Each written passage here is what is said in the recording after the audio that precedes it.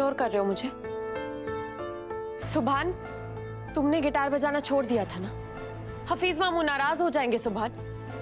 फिर से गाना गाने का फैसला कर रहे हो तुम? इबादत ने कहा गिटार पकड़ने के लिए, तो मैंने फिर से पकड़ लिया। अच्छा, इबादत के कहने पे तुम हफीज मामू की बात काट रहे हो? ये रिक्वेस्ट अगर मैंने की होती तो तुम ये बात कभी नहीं मानते। तुम इतना कब से बदल गए सुभान?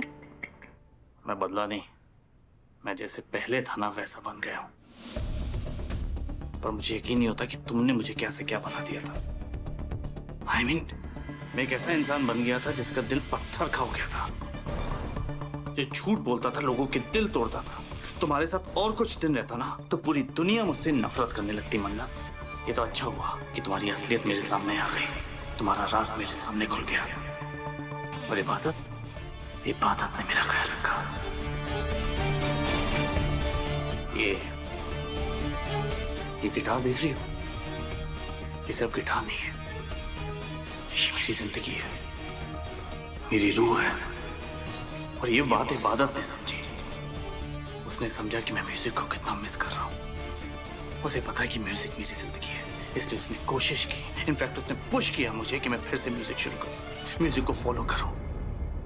जब तुम्हारे साथ था ना, तुम्हारे साथ रिश्ते में था, तब उस रिश्ते में तुम अकेली थी, क्योंकि उसमें मेरा कोई वजूद ही नहीं था।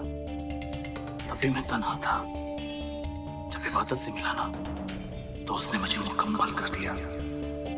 ये फर्क है तुम में और इबादत में।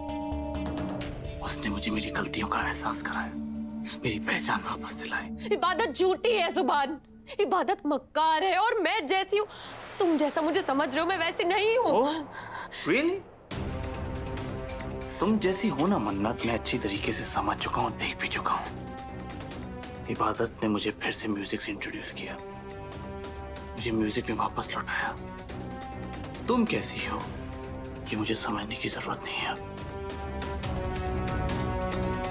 ये जो कुछ भी तुम बोल रहे हो ना सुभान, ये तुम्हारी नहीं, उस इबादत की जबान है। पर अगर मैंने इबादत की जबान काट के ना फेंक दी ना, तो मेरा नाम भी मन्नत अख्तर नहीं। तुम नाराज हो इसलिए बहुत कुछ बोल रहे हो और मैं चुपचाप सुन रही हूँ। लेकिन मेरी एक बात कान खोल के सुन लो, तुम मेरे हो, सिर्फ मेरे हो।